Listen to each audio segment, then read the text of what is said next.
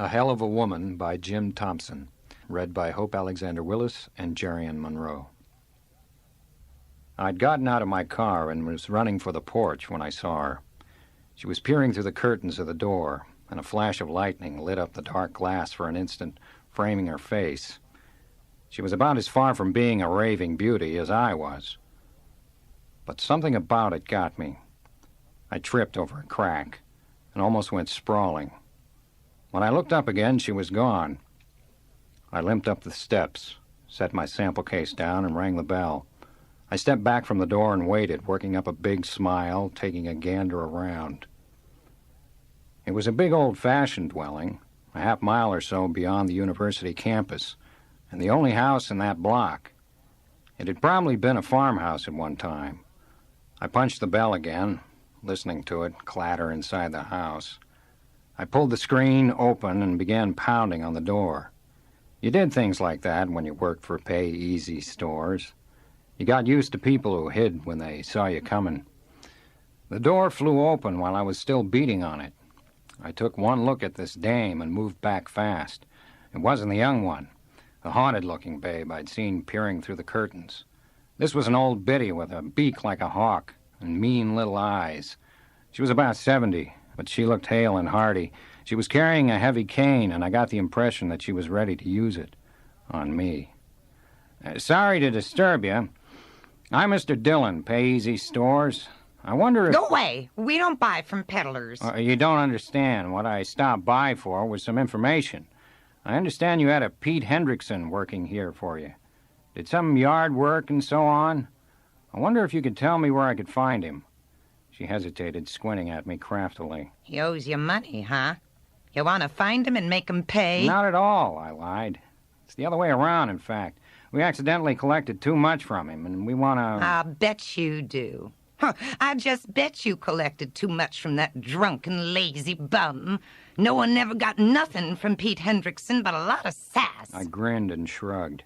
Usually you had to do it the other way because it's damn seldom that even a man's worst enemies will tip him off to a bill collector.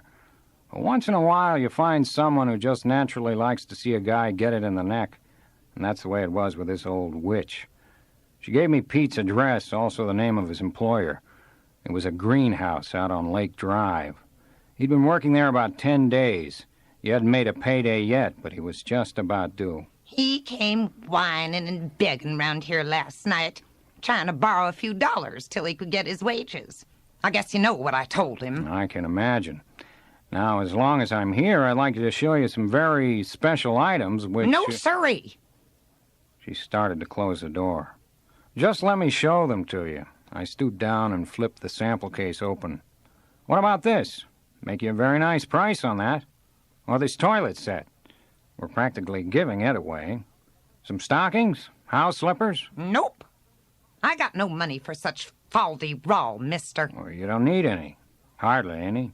Just a very small payment now, and you can set your own terms on the balance. Take as long to pay as you like. I'll bet. Just like Pete Hendrickson, huh? You better go, mister. What about that other young lady? I'm sure there's something here she'd like to have. Huh? And how do you figure she'd pay for anything? Well, I'd figured she'd probably use money, but maybe she's got something better. I was just being snotty, understand. I didn't like her, and I'd gotten everything out of her that I was gonna get. I started repacking the stuff. Then she spoke again, and there was a sly, wheedling note to her voice that brought my head up with a start. You like that niece of mine, mister? You think she's pretty? Why, yes. I thought she was a very attractive young lady. She minds good, too, mister. I tell her to do something, and she does it, no matter what. I said that was swell or fine or something of the kind. She pointed at the sample case. That chest of silverware, mister. How much you getting on that? I opened the chest and showed it to her. We usually get $75 for it, but we're closing out these last few sets at $32.95. She nodded, grinning at me slyly. You think my niece could fix it up some way so she could pay for it? Well, I'm sure of it. I'll have to talk with her first, of course, but... You let me talk to her first. You wait here. She went away, leaving the door open.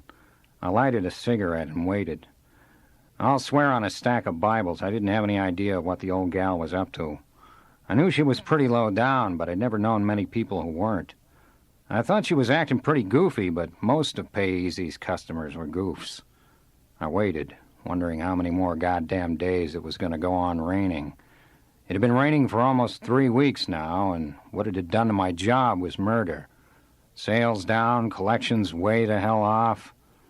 I was getting $50 a week salary, just about enough to run my car. My earnings had to come from commissions, and I hadn't been pulling down any. I was making something, sure, but not nearly enough to get by on. I'd kept going by doctoring my accounts, pocketing part of the collections and altering the account cards accordingly. Right now I was in the hole for better than $300, and someone should squawk before I could square up. I swore under my breath, flipping my cigarette into the yard. I turned back to the door, and there she was, the girl. She was in her early 20s. She had a mass of wavy blonde hair, kind of chopped off rather than bobbed. And her eyes were dark. And maybe they weren't the biggest eyes I'd ever seen on a gal, but in that thin white face they seemed to be. She was wearing a white wraparound, the sort of get-up you see on waitresses and lady barbers. The neck of it came down in a deep V, and you could see she had plenty of what it takes in that area. She pushed the screen door open. I picked up the sample case and went in. She turned and was walking down the hall almost before I got inside, walking with her shoulders kind of slumped. I followed her. We went through the living room, the dining room, the kitchen, her in the lead, me walking pretty fast to keep up with her. There was no sign of the old woman.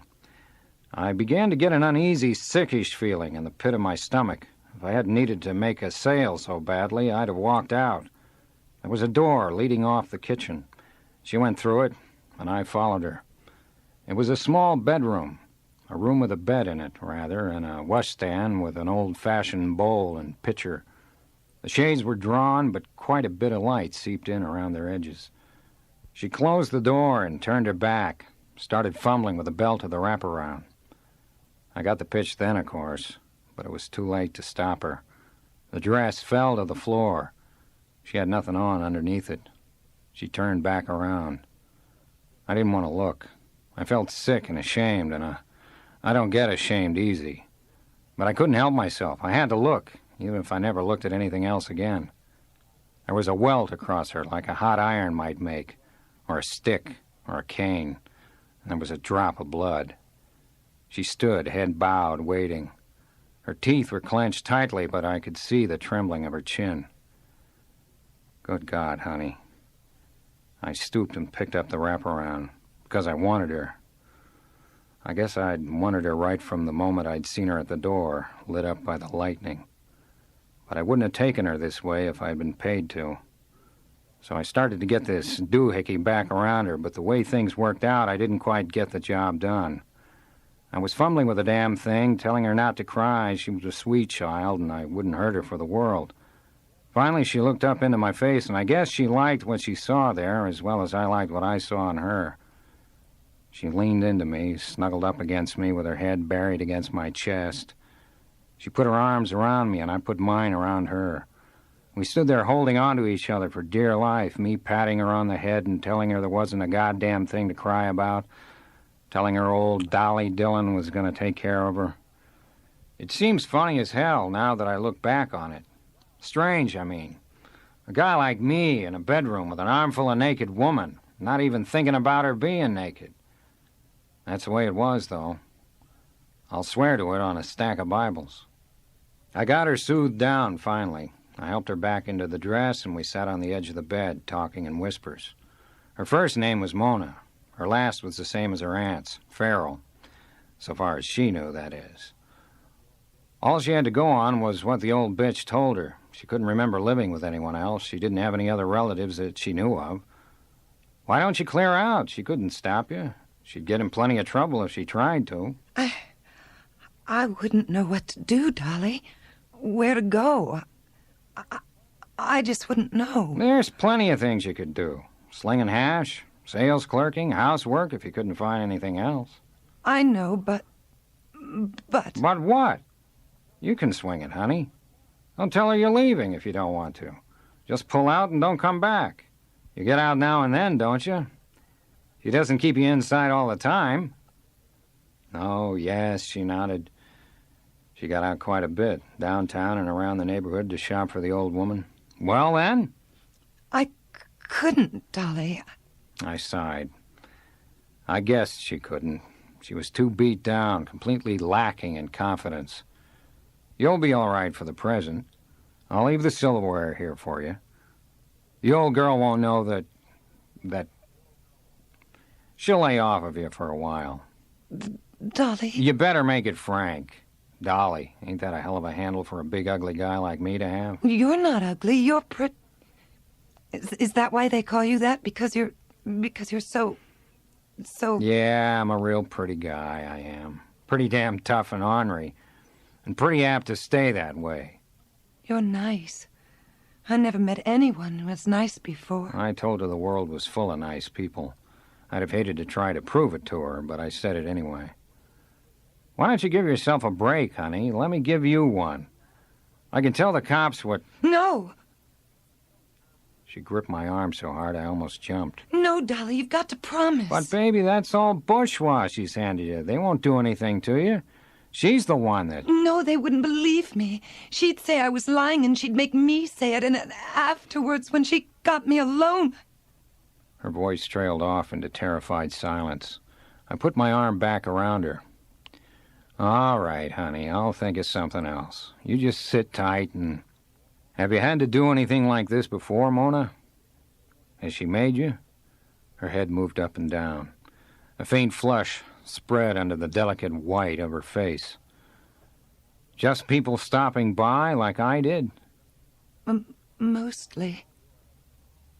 Well, she won't do it anymore. No, I won't give you away. So far as she'll know, everything went off per schedule. That's the angle, see? I'll be coming back with other things, and I don't want you bothered. She raised her head again, and her eyes searched my face. Will you, Dolly? Will you come back? Didn't I say so? I'll be back, and I'll get you away from here just as soon as I do. It's going to take a little working out. It's complicated the way I'm set up. You see, well, I'm married. She nodded. I was married, so what? I guess it wouldn't mean anything after what she'd been through. It made me a little sore the way she was acting, yet I kind of liked it. She was so damn trusting, so sure I'd work things out. I hadn't had many people believe in me like that. Many, hell, any. She smiled at me shyly, the first time she'd really smiled since I'd met her. She took my hand and moved it over her breast. Do you want to, Dolly? I wouldn't mind with you. Maybe next time. Right now, I think I'd better be shoving off. The smile faded. She started to ask me if I minded about the others. I said, why would I mind? And I gave her a kiss that made her gasp. Because I did want her. And I wasn't coming back. And when a girl offers you all that she has to offer, you ought to be damn careful how you turn it down. I took the silver chest out of my case and put it on the dresser. I gave her another kiss, told her not to worry about a thing, and left. The old hag, her aunt, was in the hallway, grinning and rubbing her hands together. I wanted to bat her and her rotten puss, but of course I didn't. You got something there, lady. Take good care of it, because I'm going to be back for more. She cackled. Bring me a nice coat, mister. You got some nice winter coats? I got more coats than you can stack in a barn. Nothing second-hand, and I'm not trading for anything second-hand. I come by here and find someone else in the sack. It's no deal. You leave it to me, mister. When you'll be back? Tomorrow. Or maybe the next day. I'm liable to drop by any old time, so don't try any doubling up on me if you want that coat. She promised she wouldn't. I opened the door and ran back down the walk to my car. It was still pouring down rain, and I owed the company another $32.95. You're doing swell, Dolly, I told myself. You think this Staples character is stupid? You think that's how he got the job of checking on characters like you? You think he ain't the meanest son of a bitch in the pay-easy chain? It was only 4:30. I had plenty of time to get out to the greenhouse and see Pete Hendrickson before he knocked off for the day. Suddenly I scowled. He'd gotten to that poor girl, Mona. I'd have bet money on it. The old woman would have tried to pay him off that way, and Pete wouldn't have turned it down. I parked in front of the greenhouse, in front of the office, that is, took out his sales contract, a contract that was also an assignment of wages. I took it into the office and presented it to Pete's boss.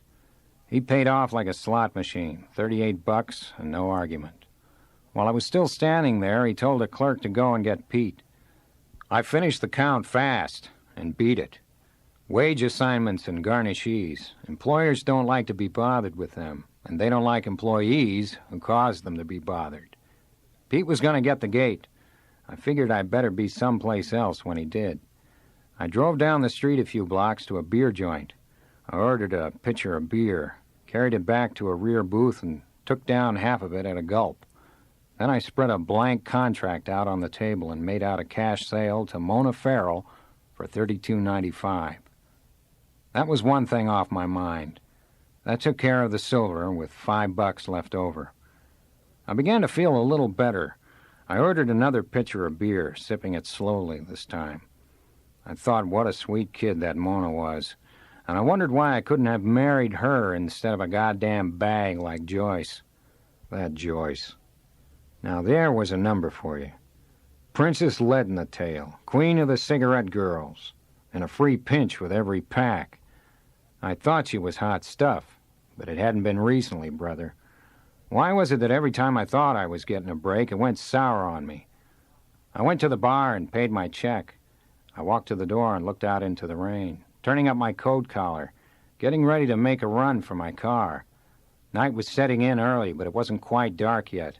I could see pretty good, and I saw him down near the end of the building, a big husky guy in work clothes, standing back under the eaves of the building. I couldn't get to my car without passing him. I guessed I'd stopped a little too close to that greenhouse. I went back to the bar and ordered a quart of beer to take out. Gripping it by the neck, I sauntered out the door. Maybe he didn't see me right away. Or maybe he was just trying to work his nerve up. Anyway, I was almost parallel with him before he moved out from under the eaves and placed himself in front of me.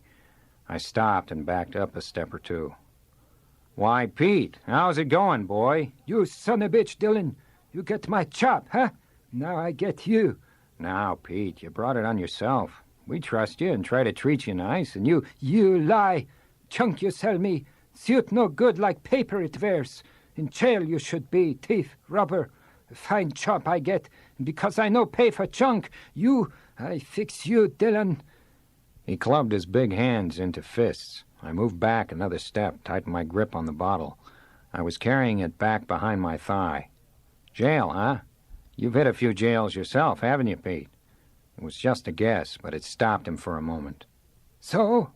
In jail I have been, and my time I served. That has nothing to do with this." "What about a sentence for rape? Tell me you didn't do it. Tell me you didn't have that poor, sick kid." I moved in on him, not giving him a chance to deny it. I knew damn well that he had, and it made me half crazy to think about it. "Come on, you ugly son of a bitch.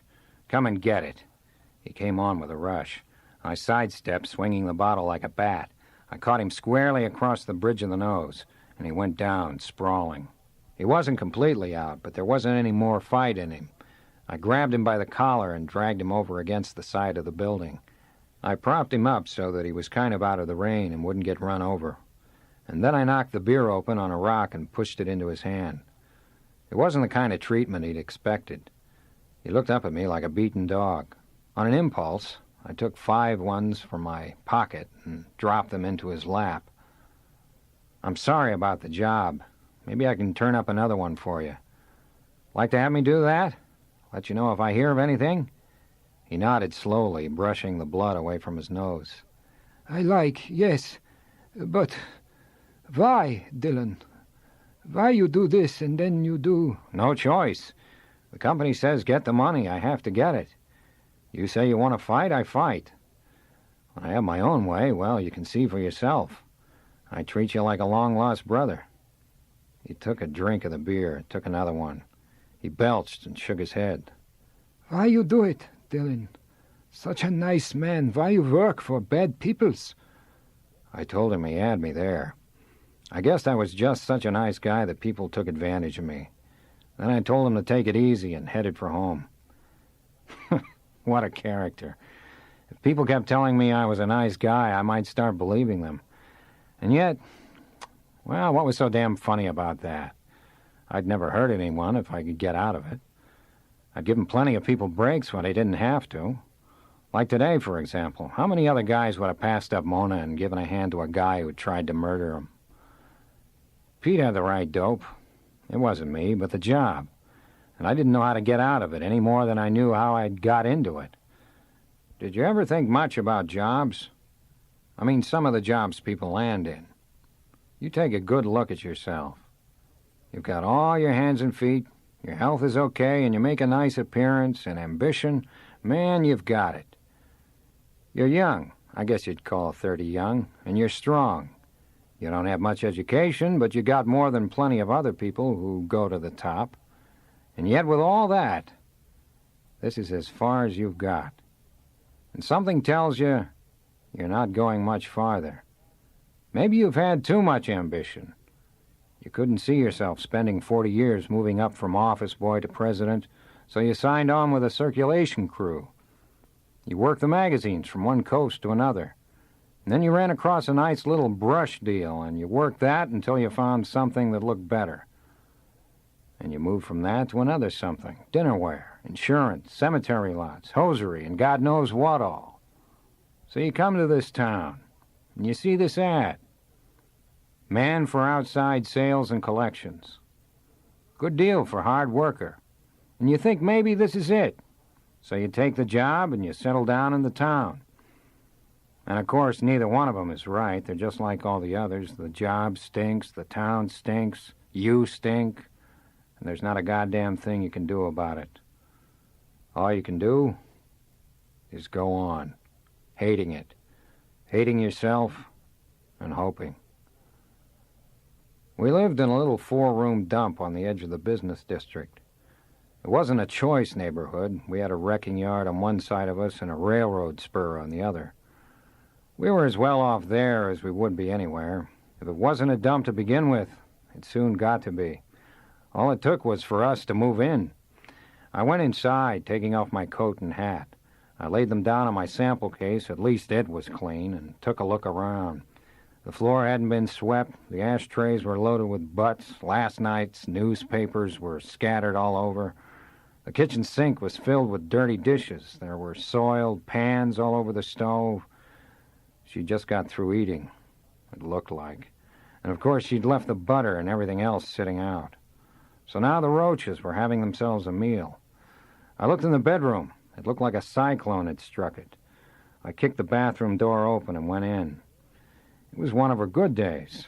Here it was only 7 o'clock at night, and she'd actually got some clothes on, a garter belt and shoes and stockings.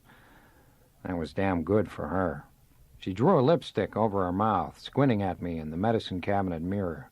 Well, if it isn't the king, and just as polite as ever, too. Okay, you can hop back into your nightgown. I've seen you before, and I still say there's better ones on sidewalks. You bastard. When I think of all the good guys I passed up to marry you, I... Pass them up. You mean line them up, don't you? You're a goddamn liar. I never... She dropped the lipstick into the sink and whirled around, facing me. Oh, Dolly, hon, what's the matter with us? What do you mean, us? I'm out knocking myself out. Every day. What the hell do I get for it? Not a goddamn thing. Not a decent meal or a clean bed or even a place where I can sit down without a lot of cockroaches swarming all over me. I know, Dolly, but they just keep coming back, no matter what I do. I can work from morning until night, and this place always looks the same. Well, I guess I just get tired.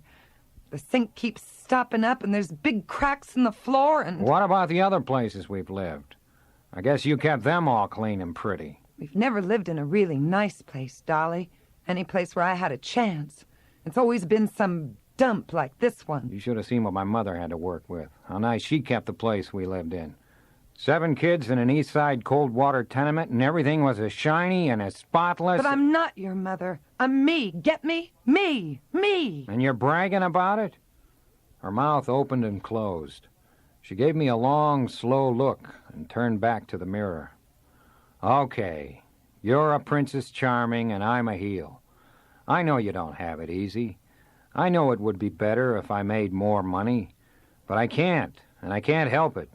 So why not make the best of things as they are? I'm through talking. Damn it, I'm apologizing. Now what about fixing me some supper? Fix your own damn supper. She laid down the lipstick and picked up an eyebrow pencil.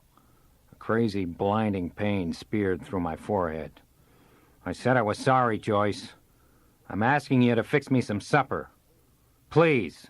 Understand? Please. Keep on asking. It's a pleasure to refuse. Baby, I'm telling you. You better drag tail into that kitchen while it's still fastened onto you. Now, aren't you sweet? I'm warning you, Joyce. All hail the king. She made a noise with her lips. Here's a kiss for you, king. And here's one for you. I brought it up from the belt, the sweetest left hook you ever saw in your life. She spun around and flopped backwards right into the tub full of dirty bath water. I leaned against the door, laughing. She scrambled out of the tub, dripping with that dirty, soapy scum, and reached for a towel. I hadn't really hurt her. Why, hell, if I'd wanted to give her a full hook, I'd have taken her head off. She began drying herself, not saying anything, and I stopped laughing. Then she said something that was funny as hell, and yet it was kind of sad.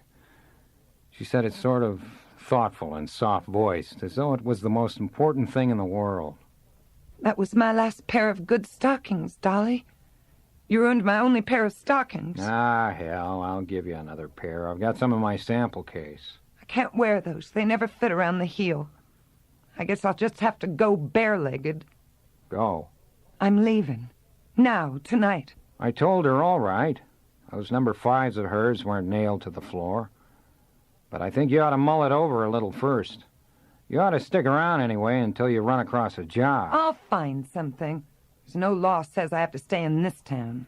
Now, if you'll excuse me, let me get cleaned up a little. Why so modest all of a sudden? We're still married. We won't be any longer than I can help it. Will you please leave now, Dolly? Okay. I'm going downtown and get some chow. Good luck and my regards to the boys on the Vice Squad. Dolly, is that all you can say at a time like this? What do you want me to say? Don't you? Would you like to kiss me goodbye? No. I loaded my sample case into the car and took off for town. I killed a couple of hours eating and doctoring my account cards and went back home. She was gone, but she'd left me something to remember her by. The bedroom windows were pushed up to the top and the bed was soaked with rain. My clothes? Well, I didn't have any clothes. She'd poured ink over all my shirts. She'd taken a pair of scissors and cut big holes in my suit, the only other suit I had. My neckties and handkerchiefs were snipped to pieces. All my socks and underwear were stuffed into the toilet. A real swell kid. A regular little doll. I'd have to do something nice for her if I ever ran into her again. Why, if she didn't like a guy, had she gone to so damn much trouble to get him? I'd met her in Houston about 3 years ago. I was crew manager on a magazine deal, and she was pushing cigarettes in this dive, and I used to drop in every night or so. She started playing for me right from the beginning. The way she hung over my table, you'd have thought she was a cloth. I couldn't lift a drink without seeing her through the bottom of the glass. So one thing led to another, and I began taking her home from work. I left her at her door a few nights, and then she let me come inside. I said, "How's about it, honey?" And boing, she hauled off and slapped me in the kisser. I jumped up and started to leave. She started crying. She said I wouldn't think she was a nice girl if she did. I wouldn't want to marry her, and I'd throw it up to her afterwards. And I said, now, honey, what kind of a guy do you... Wait a minute, I think I'm getting this fouled up. I believe it was Doris who acted that way, the gal I was married to before Joyce. Yeah, it must have been Doris, or Was it Ellen? Well, it doesn't make much difference. They all turned out the same way. Pay Easy had 75 stores across the country. I'll tell you about the one I worked for, and you'll know about 'em all. It was on a side street, a place between a shine parlor and a fruit stand. It had 2 small show windows with about 100 items in each one. Men's suits, women's dresses, work clothes, wrist watches, novelties, more stuff than I can name. Why it was there, I don't know, because it wasn't once in a month of Saturdays that we got a customer off the street. Practically all the selling was done on the outside by me and 5 other guys. We did a volume of about 15 grand a month, with collections running about 75%. Yeah, that's low, all right, but our markup wasn't. With a markup of 300%, you can take a big loss on collections. You'll still do better on a 15G volume than most stores do on 50. I was a little late getting in that morning, and the other salesmen were already gone. A heavy-set guy, a just-looking customer, was thumbing through the racks of men's jackets. Staples was in the office at the rear, a space separated from the rest of the store by a wall-to-wall counter. Pay Easy didn't have the usual office employees, just the credit managers like Staples. I laid out my collection cards and cash on the counter, and he checked one against the other. He talked kind of sissified, not with a lisp exactly, although you kept expecting one. He finished the check and smiled at me. He removed his glasses, polished them, and put them back on. Frank, I'm disappointed in you. Very disappointed. What's the beef now? Such clumsiness, Frank. Why didn't you steal from the profit and loss file, the inactive P and L's? If you were at all clever, you might have got away with it for years. He shook his head sadly, looking like he was about to cry. I forced a laugh. Steal? What the hell are you handing me, Staples? Frank, please. You're making this very painful. Pete Hendrickson's employer called me yesterday, his ex-employer, I should say. It seems that he wasn't very favorably impressed with our way of doing business, and he felt constrained to tell me so. So what? Frank. All right, I borrowed $38. I'll have it back for you by the end of the week. I see. And what about the rest of it? What rest? I've only had time to spot-check your accounts, Frank, but I've already found a dozen defalcations. Why not get it off your chest, my boy? Give me the total amount of the shortage. I'll find out anyway. I couldn't help it. It was the rain. It's cleared up now, and if you'll just give me a few weeks. How much, Frank? I've got it all written down. I took out my notebook and showed him. You can see for yourself I was going to pay it back. Hell, if I didn't intend to pay it back, I wouldn't have written it down, would I? Well, yes. I think you would have. I know I would have. It looks much better in such unpleasant eventualities as the present one. Now, wait a minute. $345, eh? Why don't you just dig it up like a good boy, and we'll consider the matter closed. I'll write you a check. For God's sake, Staples, if I had any money, I wouldn't have taken this. I suppose so. What about your car? Talk to the finance company. Furniture? Nothing. I rent furnished. Staples, I don't have it, and there's no way I can get it. All I can do is... I see. Well, that's certainly too bad, isn't it? The company isn't vindictive in these matters, but... I suppose you're familiar with the law of this state. Anything over $50 is grand larceny. What the hell good is it going to do to have me slapped in jail? Might do quite a bit of good. A man faced with a long prison sentence often thinks of resources he's previously overlooked. That's been our experience. But I can't. There's no one that will help me. What about your wife? I'm telling you, there's just one way I can get that dough. Give me a month. 3 weeks. I'll work 7 days a week, 16 hours a day until... I couldn't do that, Frank. I'd love to, but I honestly couldn't. Officer! For God's sake, officer! It was the guy I'd thought was a just-looking customer. He sauntered up behind me and gripped me by the elbow. Okay, Buster, let's go bye-bye. Staples beamed at him. He smiled at me. I can't bear to say goodbye, Frank. Shall we just make it au revoir? It was about 10 o'clock in the morning by the time they got me booked and locked up. I looked around the tank. and I'm not snobbish or anything, but I went over in a corner and sat down by myself. I couldn't believe I was in the same boat with these other guys, and a lot worse off, maybe. Me, old Dolly Dillon, in the jug on a grand larceny rap. It was crazy. I felt like I was dreaming. I knew better, but all that day I kept thinking that Staples would realize I couldn't raise anything in here, and he'd withdraw the charge and let me work the debt off. I remembered that the store owed me money, 2.5 days' wages if they'd allow a half for this morning. So hell, there was $25 right there. All I actually owed was, well, call it 300 in round numbers. I could make it up in no time now that Joyce had pulled out.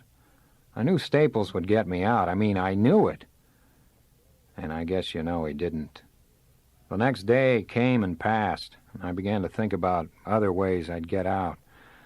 They were all as hopeless as the Staples deal, but I dreamed up one after another. Maybe Doris would pop up with a roll, or Ellen, or someone. Someone had to, damn it. Something had to happen. No one did. Nothing did. It was hard to take, but it finally sank in on me that that was the way it was going to be. I was stuck. I thought about Mona, how she was really the cause of the whole trouble. If I hadn't used Pete Hendrickson's money to pay for that silverware, Staples wouldn't have caught up with me. I called myself a damn fool, and I cussed her, but I didn't have my heart in it. I knew I'd have done the same thing all over again. I sat off by myself in a corner of the bullpen, thinking about her and getting a nice, warm feeling. She was out of this world, that little girl. Not one of these goddamn tramps like I was always latching on to. You'd do anything in the world for her because you knew she'd do anything in the world for you. I wondered what she'd think when I didn't come back. I wondered what would happen to her. I closed my eyes, and I could almost see it happening. The guys coming there to the door, and the old woman propositioning them, and Mona there in the bedroom. I opened my eyes fast. I forced my mind away from her and started thinking about that house.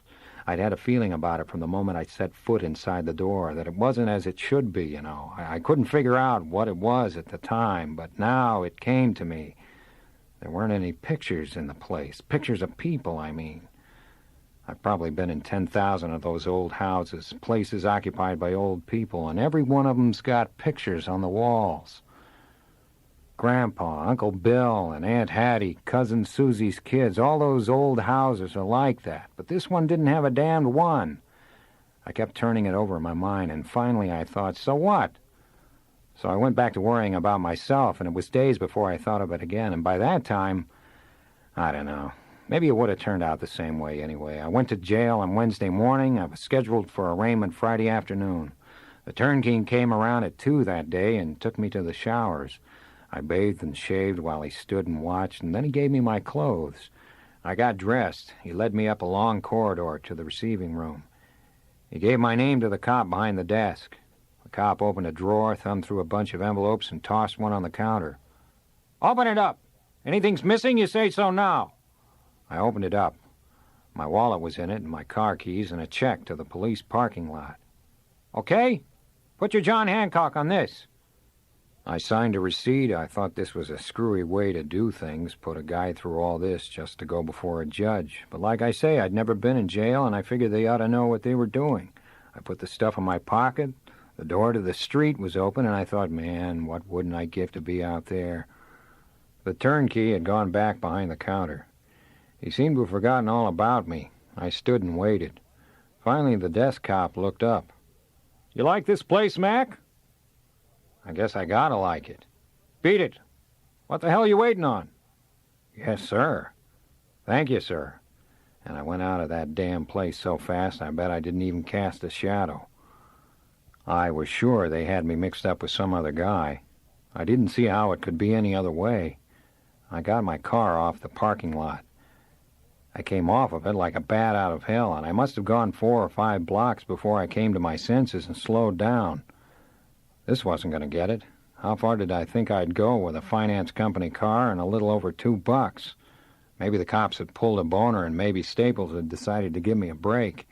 Either way, I couldn't lose by seeing him. I parked a few doors below the store. I sidled up to the window and glanced through the door. He was about halfway down the aisle, counting stock, it looked like. His back was to me. I jerked the door open fast and went in. He started and whirled around. He came toward me, hand extended. My dear boy, I'm so glad they released you promptly. I asked them not to take a moment longer than was necessary. Well, okay, I'm not kicking, understand? But you ask me, 3 days isn't very damn prompt. But, Frank, it wasn't 3 days. It was hardly an hour ago that your wife repaid the money. My wife? A wife I didn't really have now had ponied up the dough? Hell, she couldn't have. She wouldn't have if she could. You mean to say you didn't know? She didn't tell you she was arranging your release? There was a pleased note to his voice.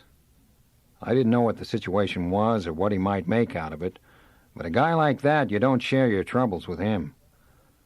I knew she was trying to get it, but I didn't think she could. I guess it's like you say, you never know what you can do until you have to do. I was wondering, any number of people called the store here for you. Accounts who'd bought from Sample pending your delivery. I explained the situation to them about your shortage and... Swell. Why didn't you advertise it in the papers? Now, Frank, I was only trying to help. You can be very ingratiating when you choose to, and I thought some of your clients might like to help you out in your hour of need. Sure they would. I suppose it was a rather forlorn hope. But what I started to say was that I don't believe your wife was among those who called about you. So? Nothing. Naturally, you'd have to call her from the jail. It just struck me as rather curious, your wife not calling and then sending the money in with another woman. I thought that possibly... I shrugged. It struck him as curious. This woman, this girl who brought the money in, wasn't at all unattractive. Rather dowdy and weather-worn, but not bad. Well, that must have been Frances Smith, the neighbor's girl. Joyce probably got herself a job, so she sent Frances with the money. That eager, foxy look went out of his eyes. Well, Frank, as long as you're here... As long as I'm here, I'll take the dough I've got coming. Now, Frank, you mean you're angry with me? You're going to quit? I just suppose that... Not at all. I'm sure you'll be extremely scrupulous from now on. Just about have to, you know. You can go back to work right now, if you like. I said I was pretty pooped. Thought I'd better wait until Monday. He let me have $20 against my pay, and I drove home. I was feeling sort of limp, what with all the worry and strain I'd been through. Almost too tired to wonder who had bailed me out or why she'd done it. Maybe it would turn out to be a mistake after all. I was pretty hungry, but there wasn't a damn thing in the cupboard but coffee and half a pint of whiskey. I took the whiskey into the lounge and had myself a slug. I leaned back and put my feet up. I sipped and smoked, thinking about the way I'd been last night and how much better this was. I began to relax. I started wondering again. Who in the hell did I know? Someone was coming up the walk. Running, almost. Up the walk and the steps and across the porch. I jumped up and threw the door open. Mona! Mona, what is the... She half fell into my arms, sobbing, out of breath. I kicked the door shut and carried her over to the lounge. It's all right, baby. Old Dolly's got you, and... Oh, Dolly, I was so afraid you might not be here, and don't let her get me. Take me away. I've got money enough for both of us. Please. Wait a minute. Slow down now. I'll do anything I can, honey, but I've got to know... Take it, Dolly. You can have it all, but just take me with you. She jabbed her hands into the pockets of her faded old coat. She pulled them out again, and money tumbled into my lap. Crumpled wads of 5s and 10s and 20s. Please, take the money and take me. You bet I will. But we got to get a few things straight first. You took this money from your aunt? Yes, this and the money I gave to the man at the store. I didn't know what to think when you didn't come back. I knew something awful must have happened to you. You promised to come back, and I knew you wouldn't have broken your promise if you could help it. I patted her hand uncomfortably. Yeah, sure. I just couldn't help it. So I looked your number up in the phone book, and I called here. I called, and finally today I called the store, and the man said... Staples had given her the lowdown on me. She knew where the old woman kept her money. She'd tapped it for enough to get me out, plus what she had here. Now, with what looked like $500 or $600, and me just out from under one larceny rap. We were supposed to take off together, live happily ever after, and so on. And I wanted to. I wanted her, and I was grateful as hell, but... Hell, how could I? She was looking at me, pleading with her eyes. Don't you want to, Dolly? Was that why you said you were married? Because you really didn't like me? I called and called here, and no one... I wasn't lying to you. My wife left me. She doesn't figure in the deal anymore, so that part's swell, but... She'll kill me when she finds out, Dolly. She'll know I took it and... She began to cry again, a low, helpless sobbing that cut through me like a knife. It's all right, Dolly. I don't mean to make you feel bad. I guess I should have known that you couldn't really like... Listen to me, honey. Like isn't the word for the way I feel about you. I love you. Understand? That's why we've got to go slow on this, because if we do it the wrong way, what you're suggesting, we'll never be together. They'll have us both in jail. But... Let me ask the questions. You answer them. Now, how about this dough your aunt had hidden? She doesn't know that you knew about it, does she? No. Where did she keep it? Down in the cellar behind some old boards and boxes. I was down there one day, and she didn't know I was there. She pulled the boards and boxes away, and there was a hole in the wall, and the money was in it, in a sort of a little suitcase. Well, she took it out and counted it, mumbling like she was half crazy. The old miser act, huh? Did you ever see her down there again? When was the last time? That was the only time. About 3 months ago. The stairs are steep, and I always go whenever there's anything to... Uh-huh. Sure. Well, don't you see, honey? It's all right for the present. Hell, it might be a year before she misses the dough. She saw what I was leading up to, and she started getting frantic all over again. It might not be a year or even a day. The old gal might be checking over the dough right this moment, and... Stop it. Your aunt doesn't know you took the money. She isn't gonna know it. I go back on the job Monday. I'll have the 300-odd you got from me within a month or so. You'll put it back in the satchel, and you'll put this back tonight, and... No, Don't you see, honey? We haven't got any choice. If you didn't go home tonight, the old gal would look for her dough right away. She'd know you'd taken it, and the police would pick you up in no time. You see I'm right, don't you? Yes. You really do love me, Dolly. I wish I had time for a demonstration. But you've been gone pretty long as it is. I'll drive you back over there, drop you off at the shopping center, and we'll get together in a day or two. I stuffed the money back into her pockets, petting and kidding her until she was smiling. She was still nervous and scared, but she thought she could swing it all right.